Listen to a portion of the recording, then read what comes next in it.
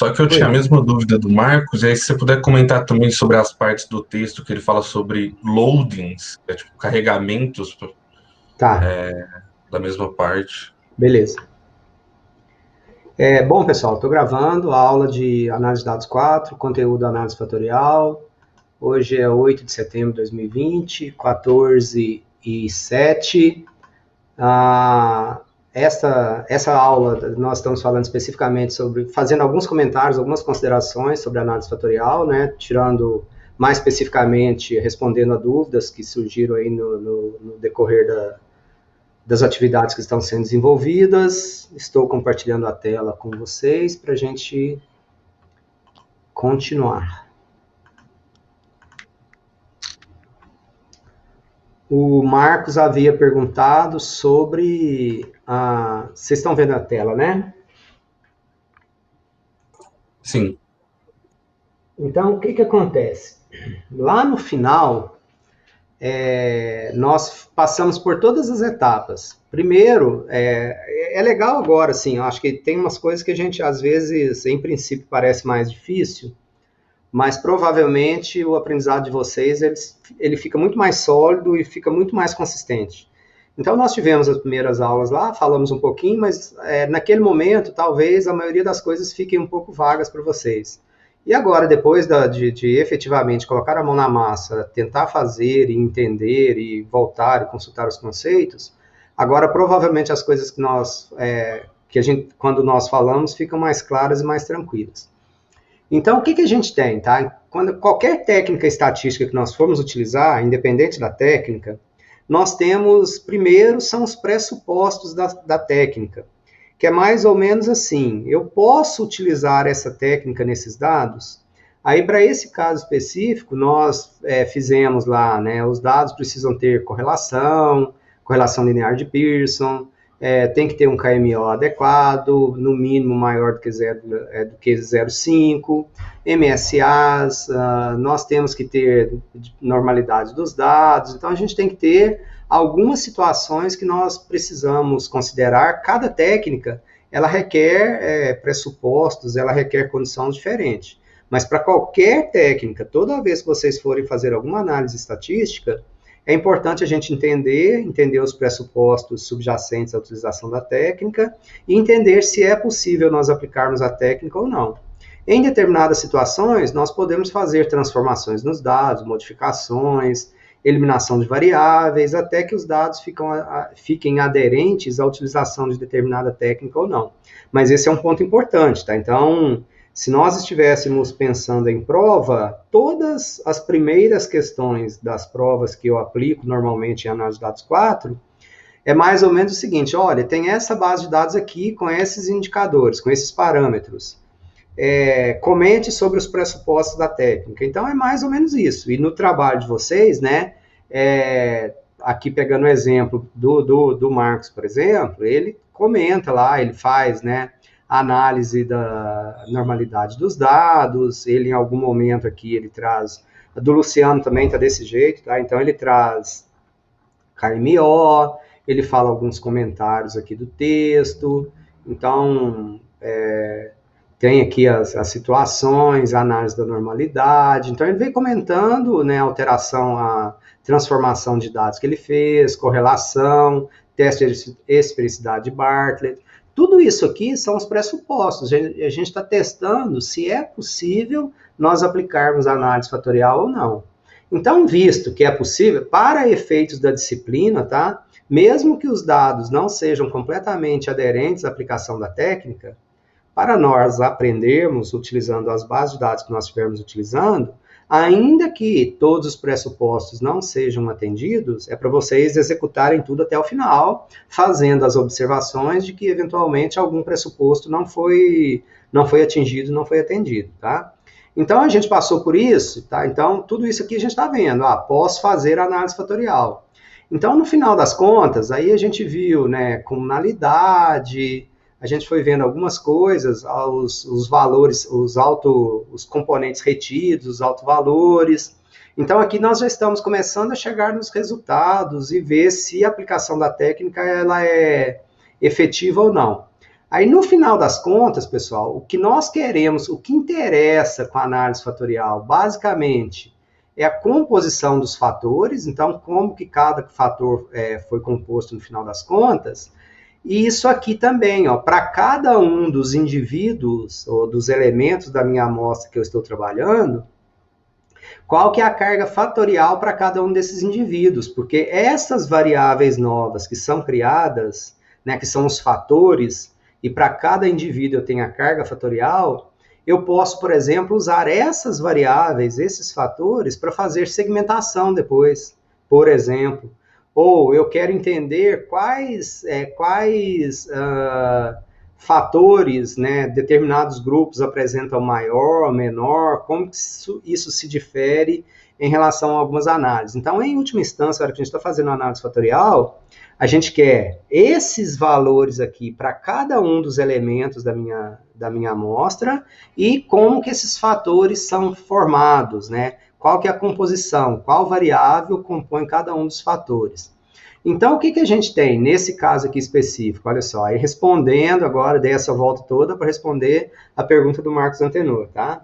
Então, o que a gente tem é o seguinte, nós temos a primeira coluna aqui é o componente 1, a segunda coluna é o componente 2, a terceira o 3, o quarto, o quinto, você reteve 1, 2, 3, 4, 5, 6, 7 componentes que o Marcos reteve, né?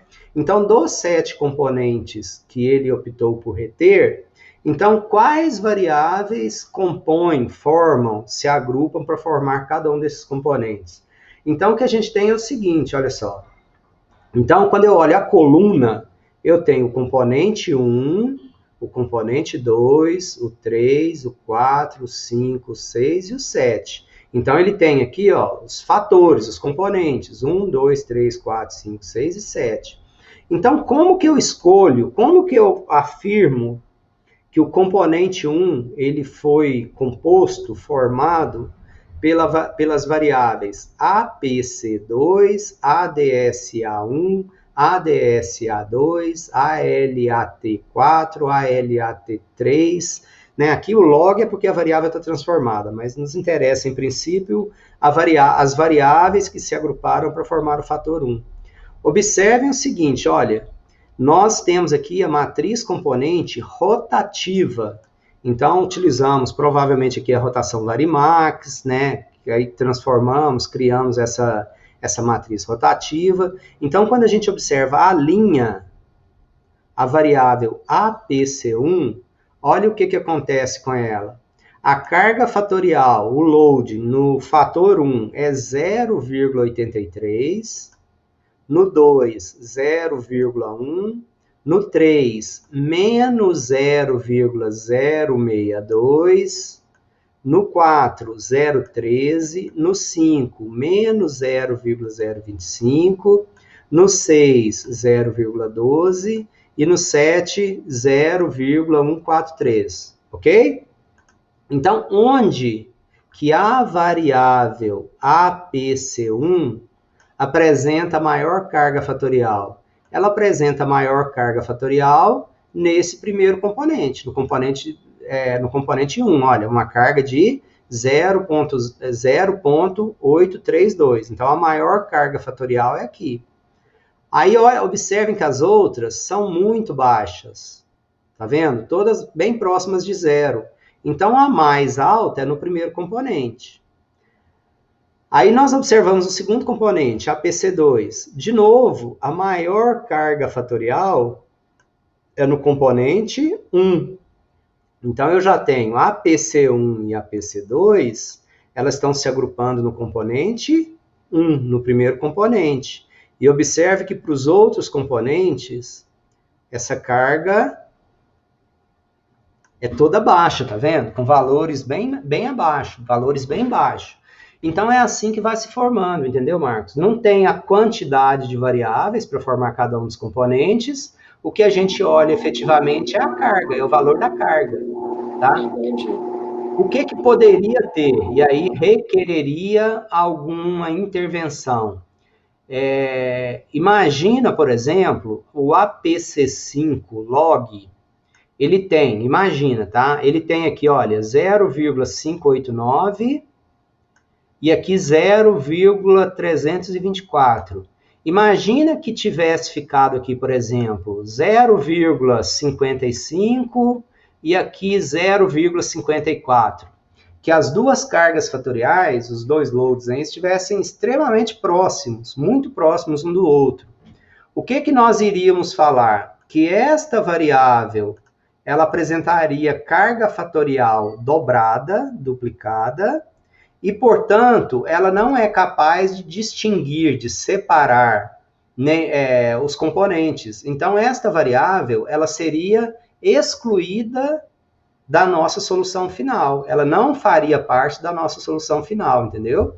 Então, se houvesse alguma situação desta, a gente fala que tem uma carga fatorial dobrada, e em virtude da carga fatorial dobrada, aquela variável não faz parte da solução final. Então, a variável seria excluída. Não precisaria executar a análise fatorial de novo, porque aqui nós já estamos lá no final da solução. Então, não adiantaria excluir a variável e nós termos a análise fatorial novamente, nós simplesmente eliminamos essa variável lá no final da nossa análise. Aí o APC5 aqui, que você falou que ele está no componente 1, APC5, cadê? Já está no 2. Coloquei errado aí. Tá errado, né? Ele seria do 1, tá vendo? Então, na verdade, se houvesse essa situação, esta variável APC5, ela não faria parte de nenhum dos componentes, entendeu? Entendi. Ficou claro, Marcos? Ele sempre tá no... Ele sempre estaria no componente que ele tem um maior índice. Que ele tem a maior carga fatorial. Antes de calcular a matriz rotativa, nós não pedimos aí, mas lá no PowerPoint, no material do PowerPoint, vocês devem ter observado que a gente tem a matriz de componentes. A gente tem a matriz de componentes e depois tem a matriz de componentes rotativa. Quando a gente tem a matriz de componente, é normal nós termos valores próximos uns dos outros. Então, quando a gente faz a rotação, essa matriz rotativa, a ideia de fazer essa rotação é a gente separar, ou a gente reforçar a carga em um componente, em um único componente, e minimizar a carga nos demais componentes, entenderam? Não, explica de novo, por favor. Quer ver? Deixa eu abrir o PowerPoint aqui que eu te mostro. Só um instantinho. Deixa eu me achar aqui.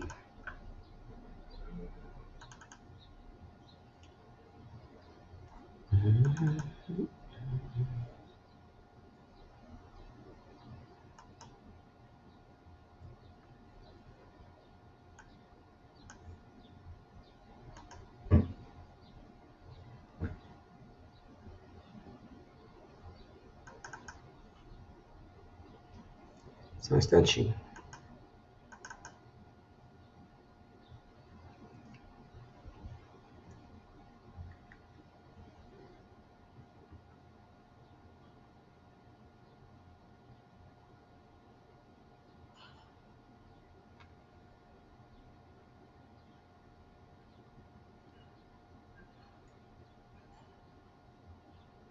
Acho que eu tenho aqui no material.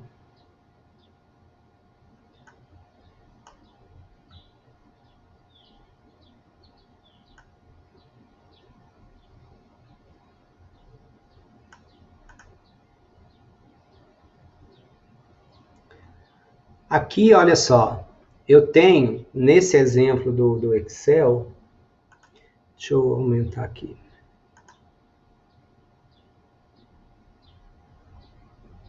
Observe, nesse exemplo aqui, olha, é com HBAT, tá? Aquele arquivo HBAT lá. Então, a gente tem as 13 variáveis, da X6 a X18, e olha o que acontece. A gente tem, olha, valores relativamente próximos, tá vendo? O X6, que é 0,50 e 0,67, são valores relativamente próximos. Ver se eu tenho algum outro mais próximo aqui. Um tá negativo, professor, não tá não? Mas em valor absoluto negativo. eles são próximos, entendeu? Porque a gente olha em valor absoluto, a gente olha em módulo.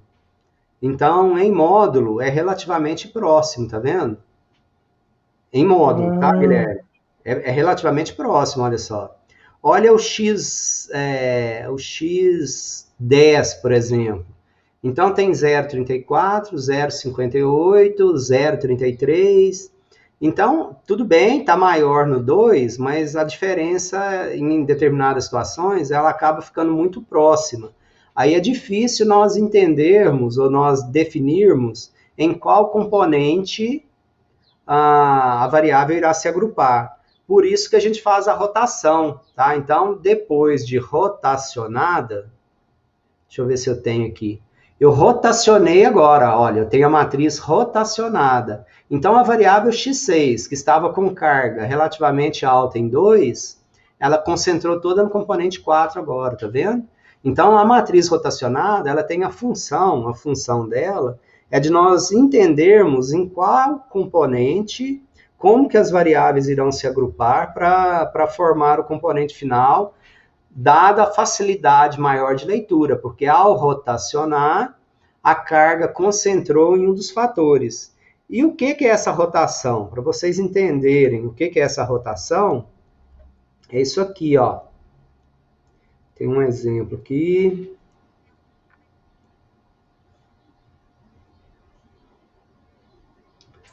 Aqui. O que é a rotação? Nesse exemplo genérico nosso aqui, olha só. A gente tem... Deixa eu ligar um bagulho aqui.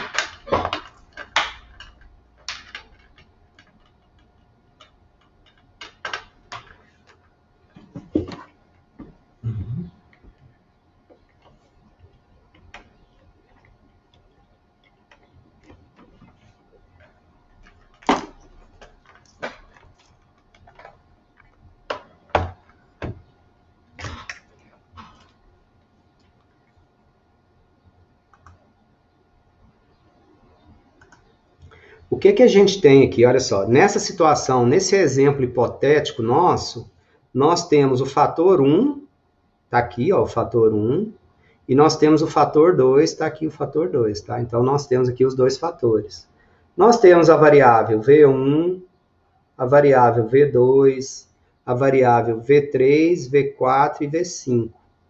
Quando a gente olha a variável V2, por exemplo, olha que encrenca.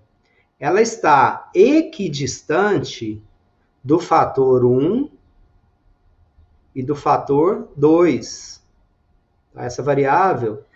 Então, como que nós vamos definir se ela pertenceria? Porque aqui é uma distância, olha só, é uma distância, tá? Então, a gente está olhando isso aqui, quão distante ela está do fator 1 e quão distante ela está do fator 2. Aquela matriz que a gente vê lá é exatamente isso. Então, o que isso aqui está antes da rotação? O que é a rotação, então? Rotação é eu rotacionar, é nós rotacionarmos os eixos, pegar o eixo, o fator, e nós rotacionamos o fator, mas as variáveis permanecem no mesmo lugar. Então, o que seria essa rotação? Olha só. Então, aqui a gente tem uma rotação ortogonal. O ângulo entre os fatores, ele permanece o mesmo, olha só. Tá? Então, ele era de 90 graus, ele permanece de 90 graus. Olha o que aconteceu. Então, as duas variáveis agora, olha, tanto V1 quanto V2, agora ficou fácil de nós vermos que elas se associam ao fator 2, após a rotação ortogonal. E as variáveis V3, V4 e V5 também ficou fácil de nós vermos que elas se associam ao fator 1, porque nós rotacionamos o fator 1. Então, isso é a rotação. E se nós fizéssemos a rotação oblíqua? Então, o que acontece com a rotação oblíqua? O ângulo muda. Eu não mantenho o ângulo de 90 graus entre os fatores, tá? Então, dependendo de características dos dados, dependendo de distribuição dos dados, dependendo das propriedades estatísticas dos dados, às vezes a melhor rotação é oblíqua, às vezes a melhor rotação é ortogonal. É mais comumente utilizada a ortogonal. E essa rotação, no final das contas, né, no frigir dos ovos, é uma operação matricial que a gente está fazendo aí, tá? Multiplicação de vetores, uma operação matricial que a gente faz essa rotação. Então, lá no final, a gente tem aquela, né, que a gente estava mostrando lá, a gente tem, então, essa situação, essa solução final. Então, eu sei que o APC1, olha, o componente 1 vai ser APC1, APC2, APC5 log. Estou olhando só a primeira coluna, tá? Aqui está mais difícil de visualizar porque está deslocado. AEE1. E isso, então seriam essas as variáveis, né? Então seriam essas as variáveis a formarem o componente 1. Acho que eu deletei alguma coisa aqui.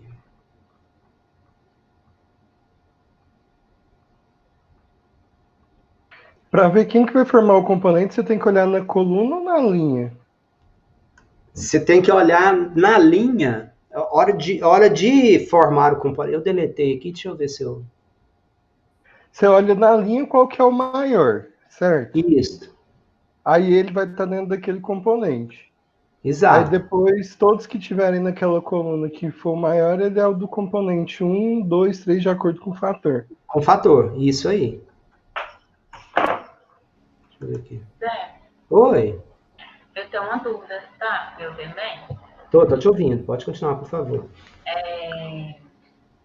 Quando a gente fazia, que a gente faz no SPSS, Aham. ele já dá a quantidade de componentes automáticos, né? E quando a gente faz no Python, a gente que coloca, né?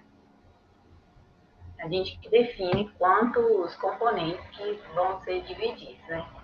Tem alguma influência isso? Tipo assim, um número de componentes ideal? Ou se colocar muito, pode haver interferência no resultado? Ou se colocar pouco? Na verdade, Denise, boa pergunta, de novo, ótima pergunta. A gente tem aqui, ó, critérios, número de fatores, tá? Então, quantos fatores a gente vai deixar, por exemplo? A gente tem alguns critérios, independente do software. Por exemplo, a gente tem critério da raiz latente. Apenas fatores que têm autovalores, eigenvalues, maiores que 1, por exemplo, tá? Eles seriam retidos. Então, a sua ideia que o SPSS ele já traz para a gente, é porque lá no SPSS, esse 1, ele está definido lá a priori no SPSS, mas a gente pode ir lá e mudar ele. Então, aquilo que o SPSS já gera automático para a gente, é porque na hora que a gente pede para executar, por default, no SPSS está esse valor 1, entendeu?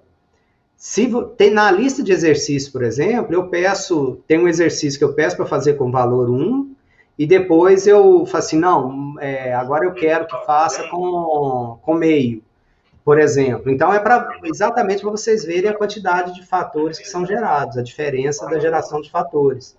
Então, essa é uma possibilidade, autovalores maiores do que 1.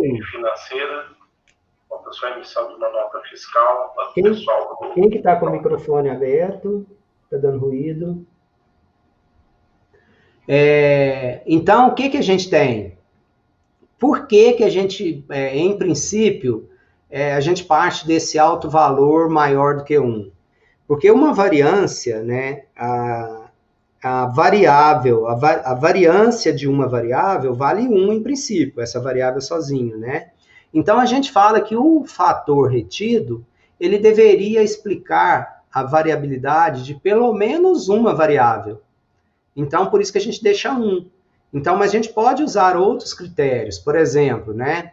Os eigenvalues, ou melhor, critério a priori. Então, o pesquisador simplesmente já sabe quantos fatores extrair antes de aprender a análise. De onde que isso vem? Às vezes eu estou replicando um estudo, uma análise, um trabalho que já foi feito, e no trabalho que foi feito, lá na análise lá que foi feita, aqui eles falavam o seguinte, olha, nós trabalhamos, né, a análise e tal, nós descobrimos 6 componentes, 6 fatores. Então, você iria trabalhar com esses 6 componentes, porque um estudo a priori já havia descoberto isso, entendeu? Então, pode ser 6. A gente tem outros componentes, por exemplo, a porcentagem da variância. Então, a variância, ela varia, né? A variância varia de 0 até 100. Então, eu falo o seguinte, se eu usar todos os componentes, por exemplo, se eu tenho 13 variáveis, as 13 variáveis vão gerar 13 componentes. Então, para eu ter 100% da variância explicada, eu precisaria reter todos os 13 componentes. Mas a ideia da análise fatorial é exatamente essa redução de dimensionalidade, né? Então, não faz sentido eu rodar a análise fatorial com 13 variáveis e, ao final das contas, eu ter 13 componentes. Aí eu não precisaria da análise fatorial, né? Eu não precisaria de agrupar essas variáveis. Então, normalmente, a gente tem um número entre 0 e 100. Então, quanto mais próximo de 100, mais eficiente é o nosso modelo. Eu vou mostrar onde que a gente lê isso ali depois. E tem esse gráfico também, o scriplot, né, que é esse cotovelo, por exemplo. Quando eu olho o alto valor, nesse exemplo aqui, olha, eu iria reter 1, 2, 3, 4, 5 componentes utilizando o alto valor maior ou igual a 1. Mas utilizando esse gráfico do scriplot, ou cotovelo, o cotovelo é feito aqui, ó. Então, eu iria, nesse caso, reter mais um componente, tá vendo? Então, além dos 5 anteriores, eu poderia reter 6. Aí, o que acontece, Denise? Respondendo a sua pergunta, né? Então, eu falo assim, tem algum problema, tem algum impacto, qual que é o problema de mais ou menos? Depende de algumas situações, né? Nós queremos reduzir a dimensionalidade. Então, a gente fala que o melhor cenário é o que exista parcimônia, que eu retenha a menor quantidade de fatores possível com a maior quantidade possível de variância explicada.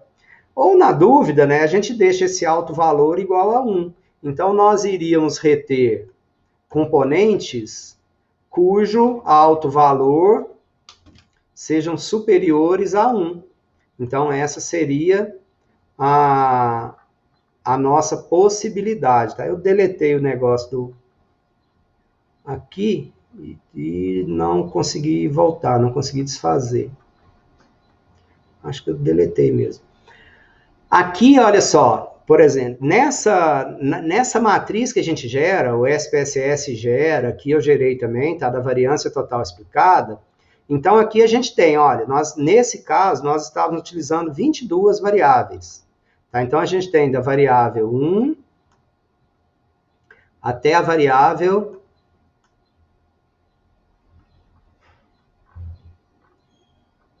22, olha.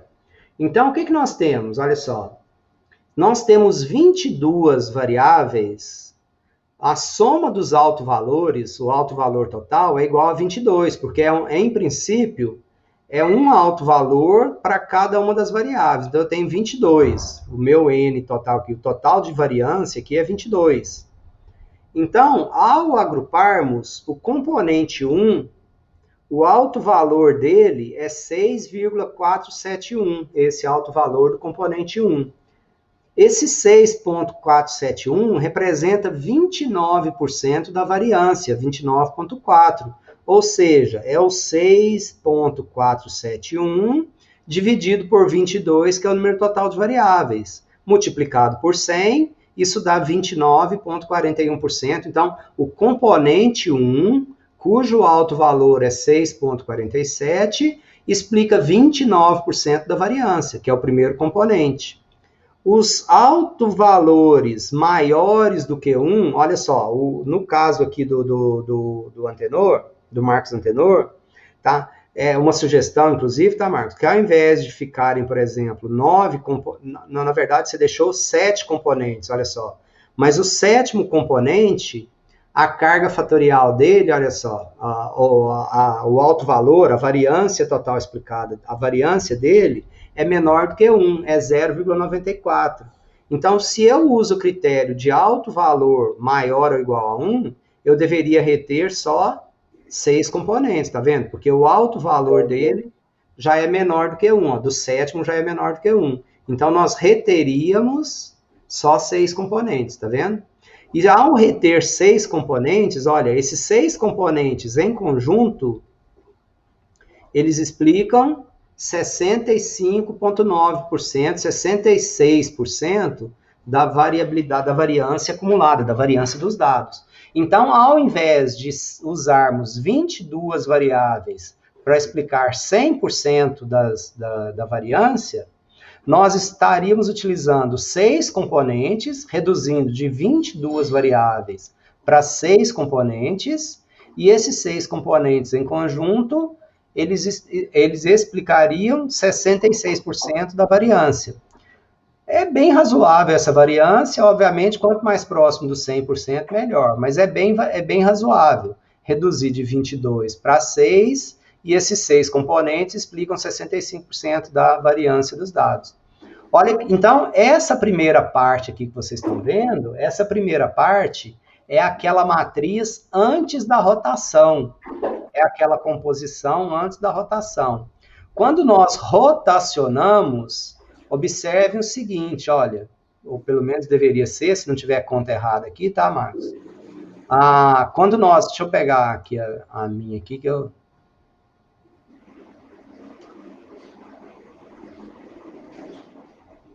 Deixa eu achar aqui.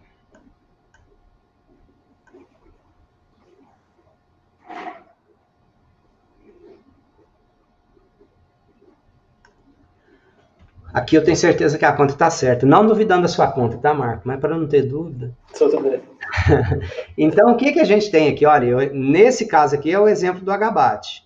Então, por que aqui ficaram 5 componentes, Marco? Olha só, porque, de novo, nós optamos por reter componentes cuja carga fatorial, cujo alto valor fosse maior ou igual a 1. Então, nós retivemos 5 componentes que, em conjunto, explicam 81,5% da variância dos dados. Quando nós fazemos a rotação, aí após a rotação, de novo, né, os 5 componentes, eles continuam explicando o mesmo percentual de variância, 81,5% da variância. Só que o que acontece? O primeiro componente, que explicava 27,27%, agora é 24,15%, tá vendo? Então, muda o percentual de variância que cada um desses componentes pode explicar. Entendeu? O segundo, que era 23, agora é 17. O que era 13, também é 17. O que era 9, é 14.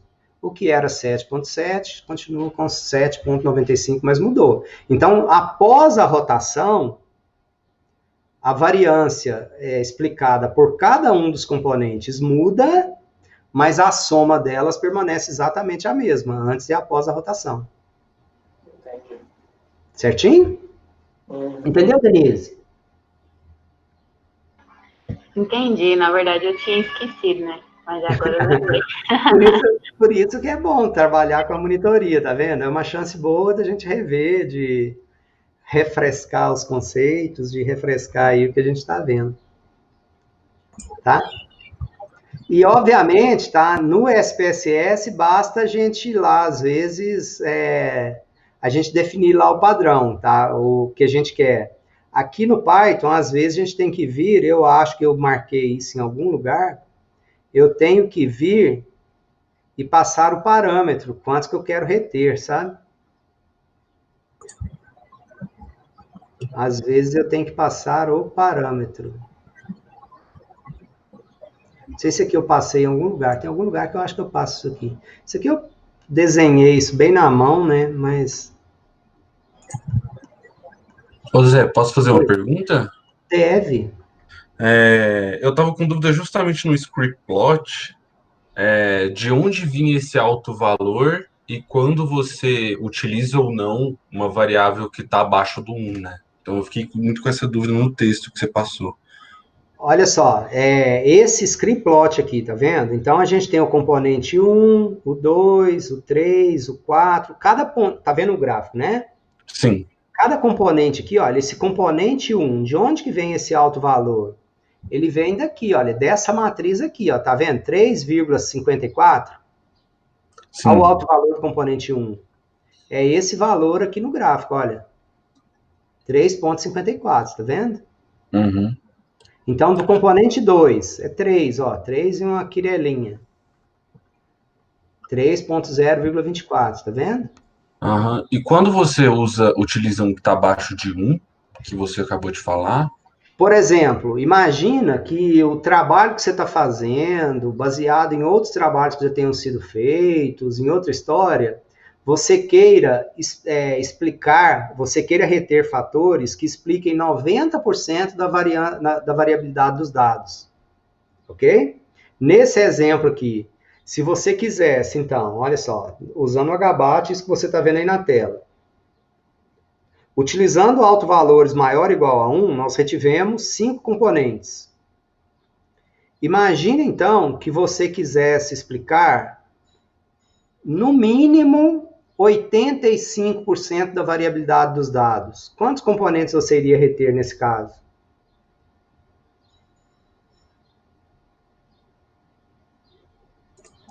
Sete ou 8 ou 6. 6, olha só, no mínimo Isso. 85, com É 6 verdade. você explicaria 86, tá vendo? Aí você usaria aqui um alto valor menor do que 1, olha, seria de 0,608, tá vendo? Ah, entendi. Aí nesse caso o alto valor seria, do sexto já seria menor que 1, mas você explicaria no mínimo 85% da variância que você queria explicar, tá vendo? Entendi. Obrigado. Tá joia? Baseia, assim, por default, se não houver estudos prévios, se não estiver nenhum, o critério mais comumente utilizado é reter componentes cujo alto valor seja maior do que 1, ok? Maior ou igual a 1. Por quê? Porque aquele componente explicaria, no mínimo, a variância de uma variável. Então, por isso, valores maiores ou iguais a 1. Então, é o critério mais comumente utilizado e mais simples de entendimento e mais fácil de entender, tá? Ok, obrigado. Ok, pessoal? Mais dúvidas? É a hora. Essas aulas que vocês começam a perguntar são as melhores que tem, que aí dá para a gente fixar, dá para a gente discutir, dá para a gente... O material tá claro, a hora que vocês leiam esse material, principalmente o do Python, consegue entender, tá fazendo sentido, agora que vocês começam a exercitar e praticar, tá mais tranquilo, tem alguma questão que tá pegando? Eu tinha ficado com uma dúvida, deixa eu até tentar voltar aqui na parte que era. Quem tá falando? Sou eu, Antenor. Ah, de novo tu, né? Cadê? Deixa eu voltar aqui. Eu estava seguindo aquele material da última aula, né? Ok. Aí, aqui ele entra, né, na parte do teste de normalidade de assimetria curtosa, enfim, essa parte eu entendi, né, os critérios para enfim, né, dizer se está seguindo a distribuição normal ou não. Uhum. Mas e o de K2, K quadrado de Agostino, e o KS, eu não entendi quais são as condições. No caso, os três, né? O K quadrado, o KS e o Shapiro-Wilk. Eu não entendi aqui a condição que determina se é normal ou não normal. Deixa eu mostrar para você.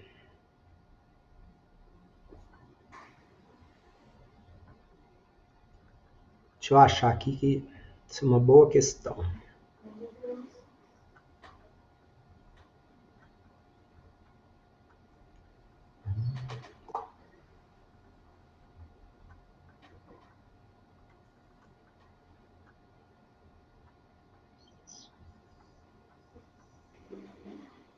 Aqui.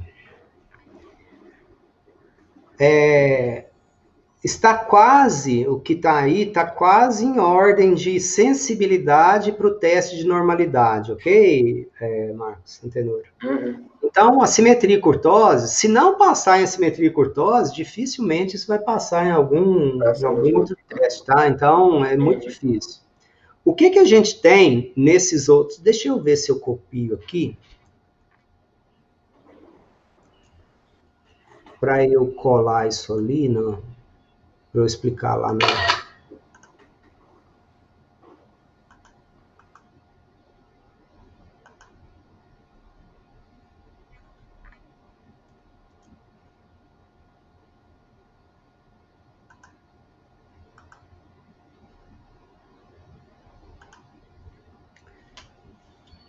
O que a gente tem? Olha só, é legal que vale, eu explico esses aí, mas o conceito é geral, vale para todos, tá? Então, o que a gente está pegando, tentando? Para cada uma das variáveis que a gente tem, tá?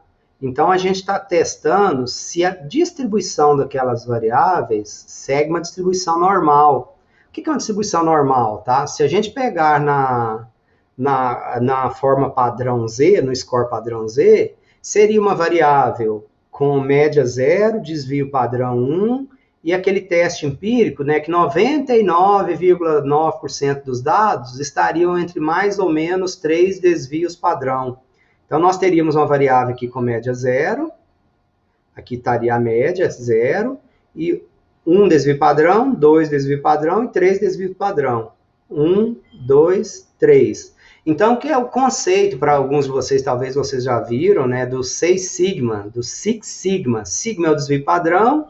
Então, eu vou pegar uma distribuição da variável, eu espero que quase 100% dos dados estejam, né, a mais ou menos 3 desvios padrão da média, 3 sigmas. Então, 3 de um lado, 3 do outro, 6 sigmas. Então, por que a gente, né, por que essa busca, essa procura pela normalidade dos dados? É porque nós trabalhamos com estatística paramétrica, e a média e o desvio padrão são os nossos parâmetros.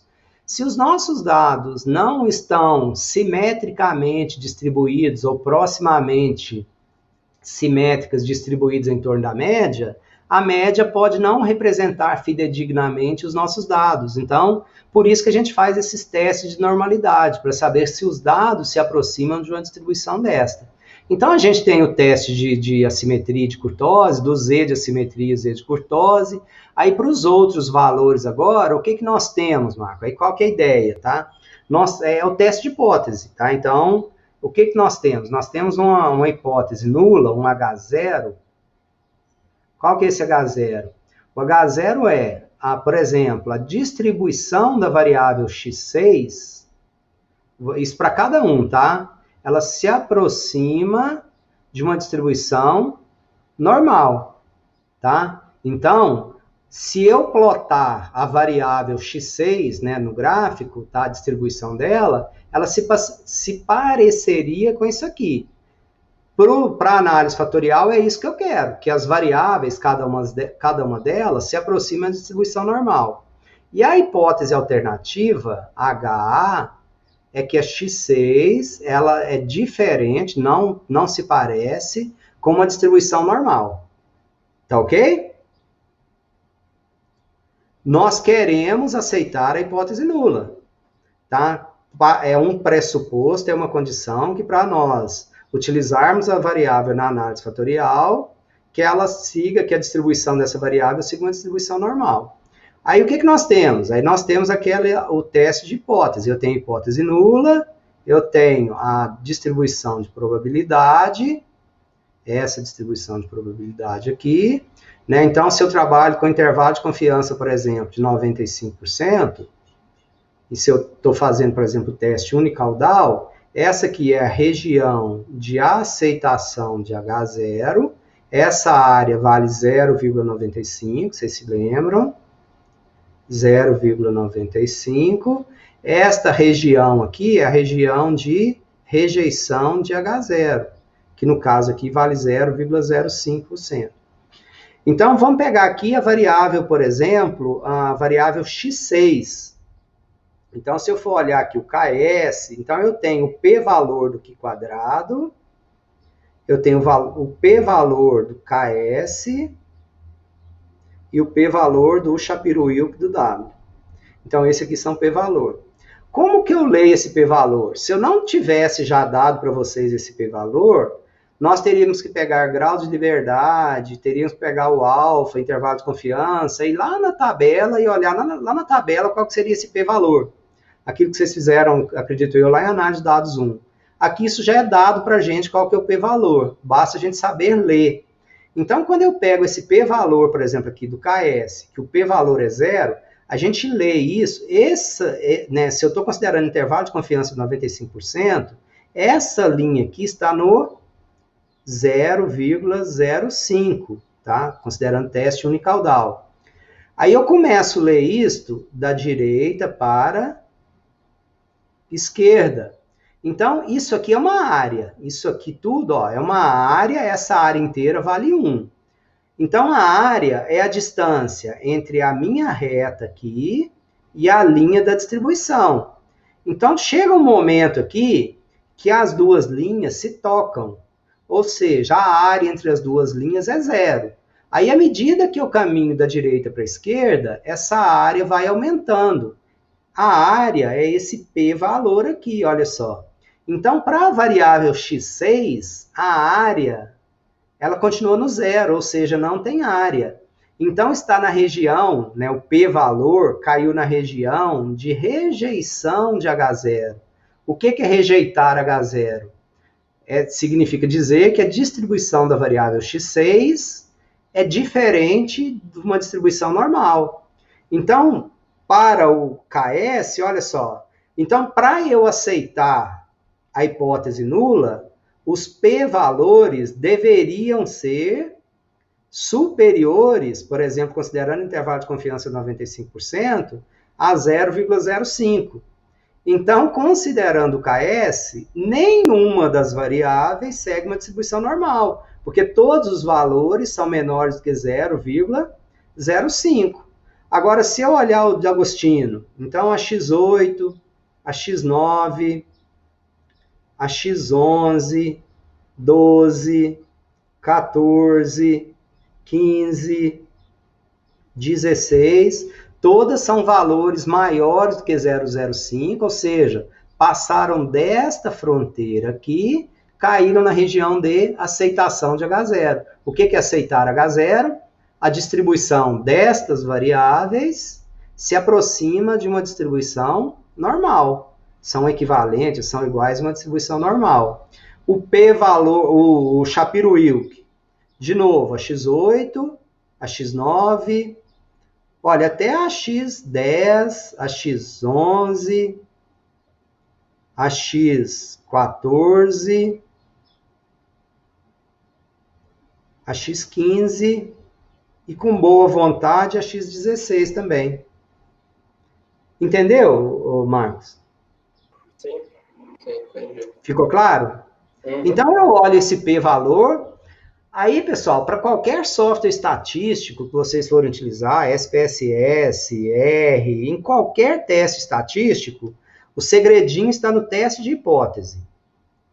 Tá? Então, está no H0. Então, H0 e hipótese alternativa. Aí depende, vocês já viram, vão continuar vendo, tem situações que eu quero, que é o interessante para mim, aceitar H0, e tem situações que é interessante rejeitar H0. Então, normalmente, aceitar H0, o p-valor para aceitar. Tá? Então, o p-valor, ele tem que ser, se intervalo de confiança de 95%, ele tem que ser maior do que 0,05. Tá? Só maior. E para rejeitar H0,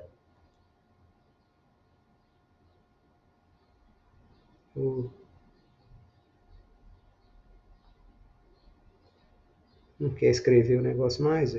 Enfim, para aceitar é maior, para rejeitar menor do que 0,05. Então, o segredo da paçoca está em estabelecer H0 e HA. Aí, estabelecemos H0 e HA, basta a gente vir no p-valor e olhar. É maior ou menor? Aceita ou rejeita, entendeu?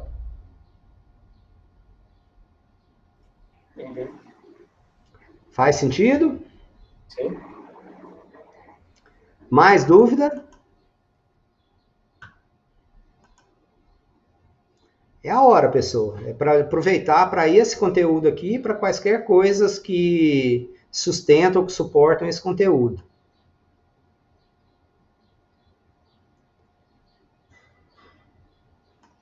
Estamos conversados? Estamos compreendidos? Uma outra questão, por exemplo, até naquele exemplo da aula passada, quando você pegava o Z curtose, o Z assimetria, usando um intervalo de 0,1, 0,01, intervalo de confiança, não estiver enganado, não sei se é o termo mesmo, agora eu estou falando. Isso, intervalo de confiança de 95 ou 99, aí o alfa vira 0,01 ou 0,05. 0,05. Aí, beleza. Você faz a análise dos dois e tal, mas aí na hora de prosseguir com a análise, qual eu escolho? O que compreende mais variáveis? Assim, qual que é a ideia para justificar a escolha de um ou de outro? Depende da rigorosidade que você quer no seu trabalho. Isso para qualquer teste estatístico também, tá? Então, quando você, por exemplo, você percebeu lá que se você quer uma rigorosidade maior, você, nesse caso, 95% de intervalo de confiança é mais rigoroso, porque dá um Z menor. Uhum. Tá? Dá o Z de 1,96. Então, Sim. qualquer valor que passar de 1,96 estaria fora de uma normalidade na distribuição, considerando o intervalo de confiança de 95%. Ao passo, porque nesse caso, o que nós queremos? Nesse caso, né, nós queríamos meio que...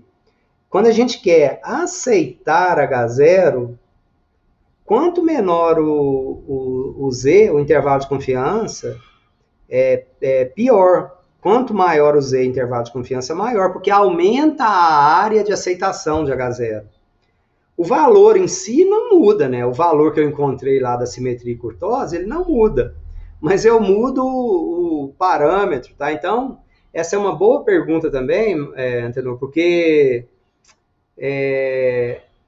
às vezes, né, dependendo do contexto, da situação, as pessoas brincam com o intervalo de confiança, mas mais do que o intervalo de confiança, está a seriedade que você analisou os dados, que você apresenta, que você mostra, e você vai discutir os seus resultados e vai apresentar os seus resultados. Mas se você foi fiel, usou metodologia, eu, Zé Eduardo, vou pegar os seus dados, a sua análise, vou ler, e eu posso usar isso ou não, mas eu vou entender que você usou intervalo de confiança de 95, intervalo de confiança de 99. Então, essas coisas precisam ser explícitas no seu relatório, qual escolha que você fez, entendeu? Independente, assim, qual que é melhor ou que é pior. Não tem exatamente isso, mas nesse caso específico, né, usar o intervalo de confiança, por exemplo, de 95%, você estaria sendo mais rigoroso. Para a variável passar no teste, ela teria que ter uma proximidade muito grande mesmo com a distribuição normal. E quando você usa de 99, você está sendo mais permissivo, digamos assim. Entendi. Perfeito. Tá? Mais dúvidas, mais perguntas?